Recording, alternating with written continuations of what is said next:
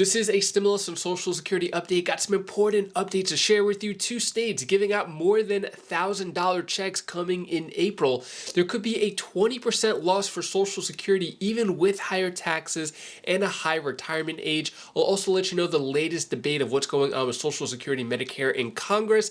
There is a potential 25% loss in food stamps. If you're on food stamps, 25% of people could lose it according to this new bill. And when it comes to the debt ceiling, Joe Manchin calls out President Biden, saying what he's doing is not right. I'll let you know the plan with that and give you some other important updates as well. Hope you're having a terrific Thursday. If you appreciate the fact-based, fast-paced updates, hit the like button down below and subscribe to the channel for more daily, straight-to-the-point updates on matters that financially matter to you. So stimulus checks, these two states are getting more than $1,000 in April. What are the two states? First one is Alaska from the Permanent Fund Dividend. So for the past 41 years, the Alaskan government has given out money. This is to help, regardless of what's going on in the economy, the money goes out. Anyway, the next payout dates are going to be April 20th to May 18th. Benefits will be dispersed based on when application is received and processed. And this is up to $3,284. Definitely unusually larger due to an extra $662 energy relief benefit. So those are going on in Alaska. And then in New Jersey, the anchor property tax relief. So homeowners in New Jersey of up to $150,000 home will receive $1,500, and between $150,000 and $250,000 home will receive $1,000. Renters of a house of up to $150,000 will receive $450. So those checks are going out from April through May as well. And then moving on to Social Security. Social Security crisis, 20% cuts likely even with higher taxes or retirement age. So what's going on here? Proposals to address a looming Social Security budget shortfall tends to take two forms: reduce benefits to save money or increase revenue to help fill the funding gap. In either case, Social Security recipients are still likely to see lower benefits beginning next decade, and the cut could be as much as 20% compared with current payments. So if you're on Social Security, I know I've said this before, it doesn't seem like the 20% cut is going to happen for at least 9 years if nothing is fixed. According to this article, they're saying even if there's higher taxes to pay for Social Security and even if they raise the retirement age, it looks like the 20% cut could still happen. So if you're counting on Social Security, don't expect it to be as high as it is now. When it comes to Social Security, here is where the debate on Social Security and Medicare stands in Congress. So we've heard a lot of threats over the past few weeks and months that there's going to be cuts, that it's going to become insolvent, all that. So where we stand now is Republicans have demanded commitments on spending cuts from Democrats in exchange for raising the debt limit, but have said entitlement programs are not on the chopping block. So basically, when it comes to the debt ceiling talks, which I'll get into later on, Social Security and Medicare seem to be off the table, but there are some separate proposals going on for those programs as well. Scattered Republican message. So yeah, we're hearing some Republicans saying one thing, then we hear Republican Senator Rick Scott saying that Social Security could be sunset, which means it may or may not exist anymore. And then he comes out with a new proposal saying that everything should be sunset except for Social Security. So it is a very mixed message when it comes from the Republicans. Democrats position themselves as protectors, meaning that the Democrats saying that they don't want anything to happen to Social Security, don't touch it, give more money to it. So that's where we stand. Still no concrete legislation or any changes done yet. I'll keep you updated on that. Food stamps, 25% to lose SNAP under new bill. Are you one of the 10 million at risk?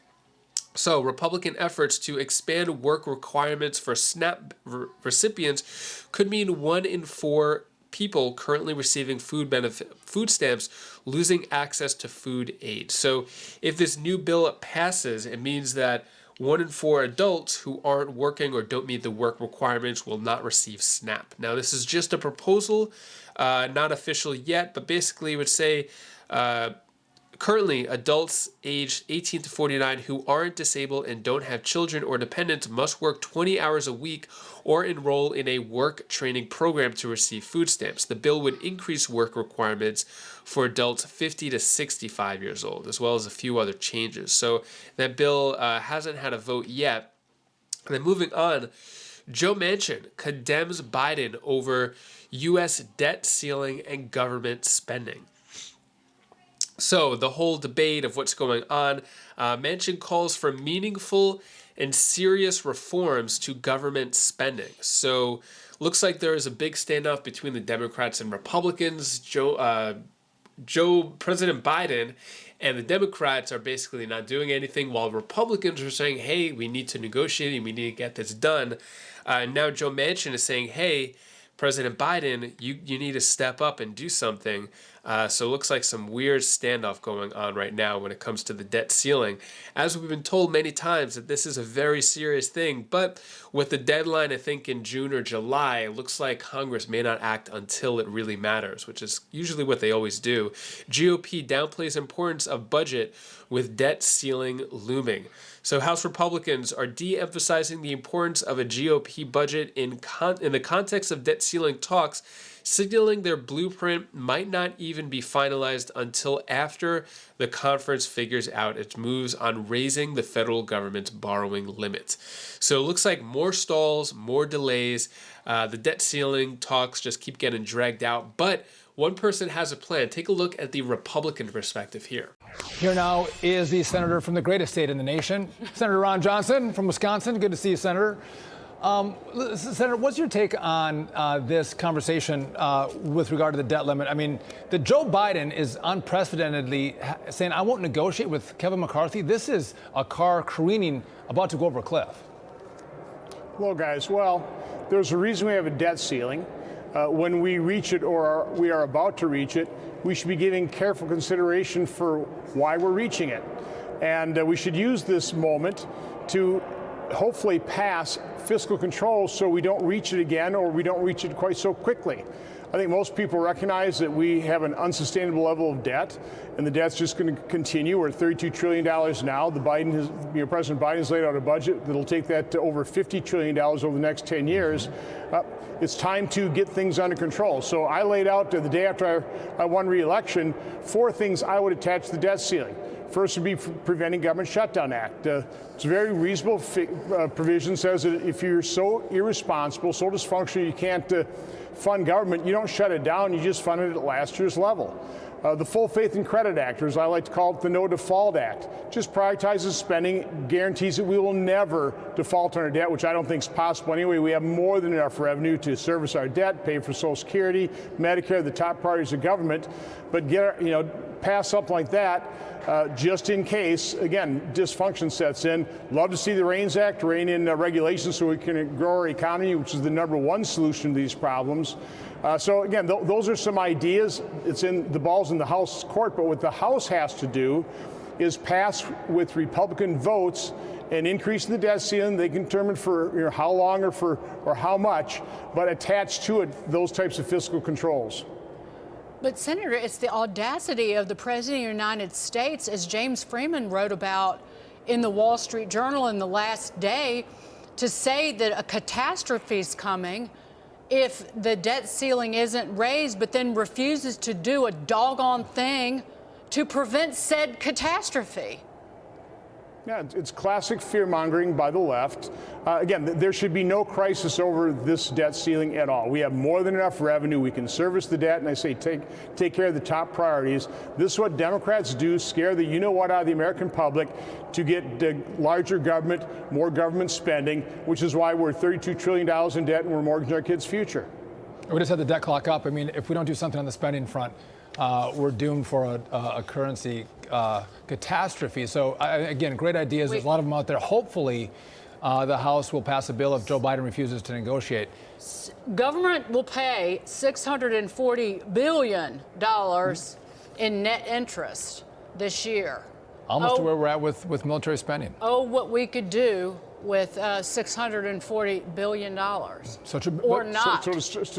So to set up those negotiations, I'm asking Speaker McCarthy and House Republicans pass and increase the debt ceiling. Attached to it, if you want to do some cutting to some of this green energy boondoggle spending, that type of thing, great. But pass something with Republican votes. Start the process of negotiation by passing something. What are your thoughts on that? Good idea, bad ideas? Let me know down in the comments below. And that is all the news that I have for you today to hopefully cheer you up a bit. Here's my daughter Bella's tip of the day. Hi guys, this is Bella. This is the tip of the day. I want to tell you one thing that you should do. When you want to do something, you have the power to do whatever you want. Unless, one thing, you believe in yourself. That's the only trick. So that's all I wanted to tell you for today. Bye. This is the Bella. Thank you so much for watching. Appreciate all of your support. So today is Bella's last day of homeschooling before spring break. So we don't really have anything much planned, just a bunch of play dates, probably have some sleepovers. The girls will have sleepovers and stuff. So yeah, looking forward to that, a week off of homeschooling, although she still has assignments to do.